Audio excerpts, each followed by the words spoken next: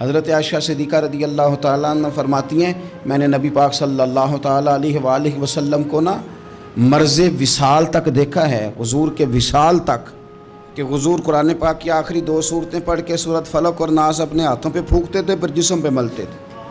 قرآن پاک میں شفا ہے۔